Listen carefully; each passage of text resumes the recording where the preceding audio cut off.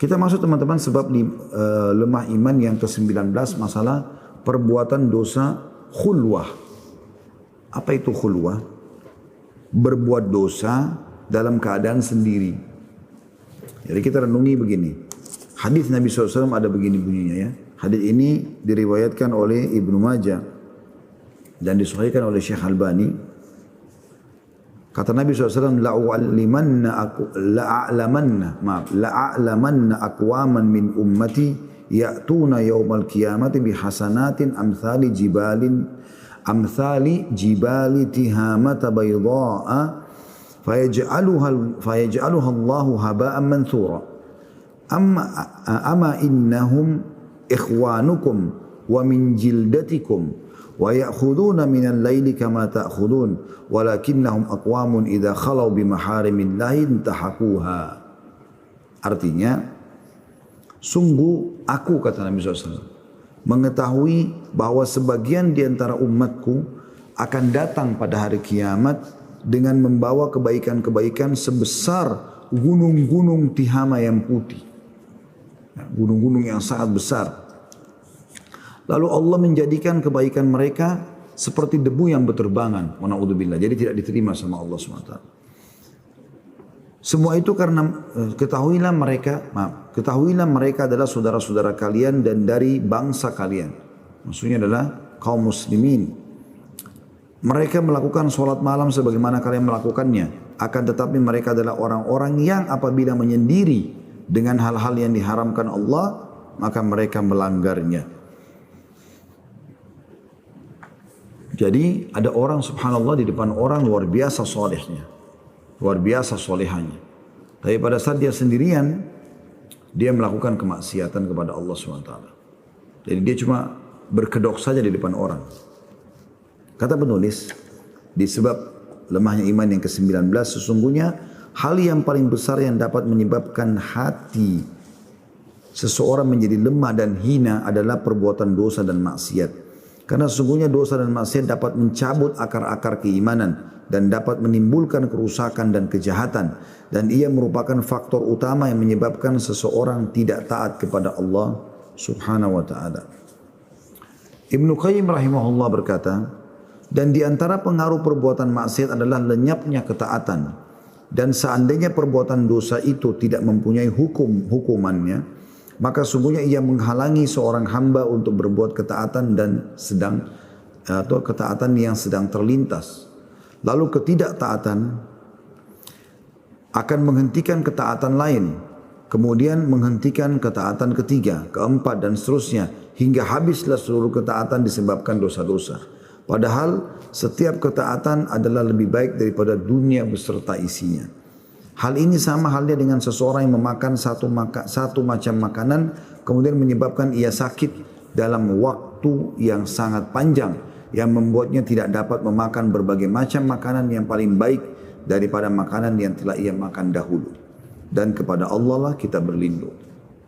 Kalau sekiranya perbuatan maksiat hanya merupakan faktor yang menyebabkan kehinaan seseorang di hadapan Tuhannya, maka itu sudah cukup. Allah SWT berfirman dalam surah Al-Hajj ayat 18, A'udzu billahi minasyaitonir rajim wa may yuhinillahu fama lahu min mukrim. Siapapun yang telah Allah hinakan maka tidak ada seorang pun yang dapat memuliakannya. Jadi kalau teman-teman naudzubillah berbuat dosa, cukup saja karena dosa itu kita sudah jauh dari Allah, maka itu sudah cukup kehinaan. Apalagi kalau sampai dihancurkan semua amal soleh kita hanya karena perbuatan yang satu itu. Ya. Jadi hanya karena melakukan kemaksiatan secara sembunyi-sembunyi, diam-diam, padahal dia tadinya orang soleh atau soleha dan tidak sempat taubat dari dosa itu, maka itu satu sudah cukup untuk menghancurkan amal-amal soleh yang dia kerjakan sebagaimana tadi hadis yang sudah saya bacakan di awal bahasan bab ini atau pasal ini. Perbuatan dosa yang sangat buruk dan bahayanya besar. Pembicaraan akan semakin panjang jika membicarakan tentang pengaruh buruk dan akibat-akibat keji yang sudah tidak diragukan lagi oleh setiap orang yang berakal sehat. Akan tetapi yang lebih buruk lagi adalah perbuatan-perbuatan dosa yang tidak diketahui manusia, tidak diketahui oleh Allah, yaitu dosa-dosa khulwah atau dosa yang dilakukan oleh seseorang dan hanya Allah yang mengetahuinya, yaitu dosa-dosa yang menghanguskan iman menghilangkan rasa malu seseorang ketika seseorang melakukan dosa yang tersembunyi dari manusia lain dan tidak tersembunyi dari Allah. Perbuatan dosa khulwah ini dapat menghancurkan benteng ketakwaan dan mengguncangkan bumi kebaikan dan menyebabkan porak-porandakan atau porak-poranda karena ia menyangka Allah SWT tidak mengawasinya. Mengapa hal ini bisa terjadi? Tanda tanya, hal itu terjadi karena ia menganggap bahwa pengawasan manusia lebih besar sementara Allah baginya adalah pengawas yang lemah. Oleh karena Allah Subhanahu wa taala mengetahui anggapan orang itu, maka Allah mencabut dari dalam hatinya kecintaan kepada ketaatan lalu menggantinya dengan kelemahan dalam beragama. Dan akibatnya adalah bahwa orang tersebut termasuk ke dalam golongan orang-orang yang merugi walaupun pada lahirnya dia adalah orang yang konsisten. Ya, jadi subhanallah, orang bisa rasakan semua itu ya. Teman-teman kalau rutin menjaga amal soleh terus saja Anda kerjakan, maka dan Anda tinggalkan kemaksiatan, Anda tinggalkan kemaksiatan, Anda akan rasakan nanti tingkatan-tingkatan keimanan, rezeki-rezeki yang Allah limpahkan, banyak sekali kemudahan Allah berikan. Mirip seperti rincian daripada firman Allah SWT dalam surah At-Talaq ayat 2. A'udzu billahi minasyaitonir rajim, wa may yattaqillaha yaj'al lahu makhraja wa yarzuqhu min haitsu la yahtasib. Siapa yang bertakwa kepada Allah, Allah akan berikan jalan keluar dari masalah-masalah dalam hidupnya dan dia juga akan diberikan rezeki dari tempat yang tidak disangka-sangka. Seperti itulah ya. Dan itu betul terjadi. Dan berapa banyak orang yang terharamkan dari banyak kebaikan karena itu. Karena justru dia membuka pintu-pintu kemaksiatan. Minimal sekali teman-teman sekalian kalau orang buat pintu kemaksiatan, yang hilang pertama sekali dari dia adalah kenikmatan ibadah itu sendiri. Tidak ada kehusyuan, tidak ada semangat dalam menghafal Quran, dalam sholat malam, dalam sedekah, dalam baca Quran dan seterusnya. Akan hilang. Dia terus buat maksiat maka bisa akan hilang semuanya, tercabut dari semua akarnya ketakwaan itu. Dan lebih parah lagi adalah ancaman tadi hadis yang sudah kita bacakan di awal, yaitu kata Nabi SAW, sungguh saya mengetahui bahwa atau aku mengetahui bahwa sebagian di antara umatku akan datang pada hari kiamat. Jadi ini dari kita, dari umat Islam, dengan membawa kebaikan-kebaikan sebesar gunung-gunung Tihama yang berwarna putih. Dia besar sekali gunung-gunung itu. Lalu Allah menjadikan kebaikan itu debu yang berterbangan, tidak diterima. Sungguhnya mereka adalah saudara-saudara kalian dan dari bangsa kalian, dari kaum muslimin. Mereka melakukan sholat malam sebagaimana kalian melakukannya. Mereka juga tahajud loh. Bukan tidak tahajud, akan tapi mereka adalah orang-orang yang apabila menyendiri dengan hal-hal yang diharamkan Allah, mereka melanggarnya. Kata beliau, alangkah menyedihkan nasib yang menimpa seseorang yang melakukan ibadah bertahun-tahun lamanya, hingga ibadahnya menjadi sebesar gunung, kemudian apa yang terjadi? Allah menjadikan ibadah itu seperti debu yang berterbangan. Mengapa semua ini terjadi? Karena ia melakukan perbuatan dosa yang tak terlihat oleh manusia akan tapi tak lepas dari pengawasan Allah. Oleh karena itu Rasulullah SAW selalu berdoa seraya membaca dan mengucapkan Allahumma inni as'aluka khasyataka fil ghaibi wasyahada. Ya Allah, sungguhnya aku memohon kepadamu agar aku takut kepadamu dalam keadaan terlihat maupun tak terlihat. Dan Nabi SAW bersabda kepada Mu'adz bin Jabal, ya Mu'adz, ittaqillah haitsu ma kunt. Wahai Mu'adz, takutlah kamu kepada Allah dimanapun kamu berada. Inilah wasiat Rasulullah SAW kepada sahabat yang mulia Mu'adz untuk bertakwa kepada Allah dalam keadaan dilihat manusia maupun tidak. Dan dari Ibnu Sammak Al-Wa'idh menulis wasiat kepada saudaranya yang berbunyi, maka aku wasiatkan kepadamu untuk selalu bertakwa kepada Allah yang selalu melihat rahasia batinmu dan mengawasi lahiriamu. Jadikanlah Allah selalu di dalam hatimu di setiap saat. Takutlah kepada Allah sesuai dengan kedekatanmu darinya, kedekatannya darimu dan kekuasaannya terhadap. Makanya Umar bin Khattab berkata radhiyallahu anhu, seharusnya setiap orang yang akan melihat sesuatu yang haram, ya, dia harus menyadari dan menanamkan serta meyakini dalam hatinya kalau sebelum dia lihat ya, objek daripada haram, sesuatu yang haram itu, maka pengawasan Allah mendahului itu. Artinya begitu dia, sebelum dia lihat pun atau pas dia lihat, sudah dicatatkan sebagai sebuah pelanggaran. Ya, kalau dia sudah niatkan, kalau dia sudah lakukan ya, dia sudah eksekusi, dia sudah lihat. Kalau dia akan lihat sesuatu yang haram, pada saat dia lihat, maka Allah lebih dulu mengetahui dan mengawasi terhadap apa yang akan dia lihat itu.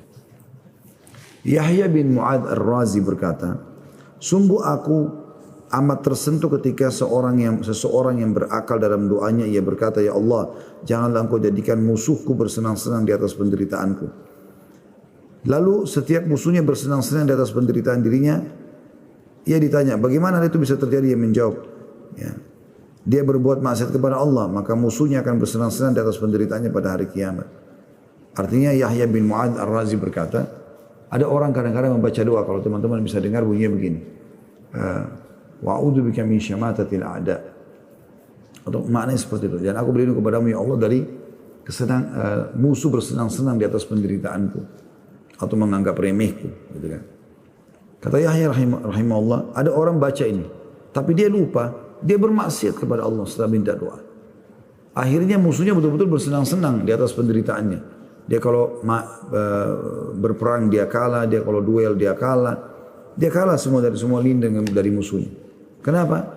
Ternyata karena dia membuka pintu-pintu kemaksiatan. Allah Subhanahu wa taala berikan kekalahan bagi dia. Dhunnun, Nabi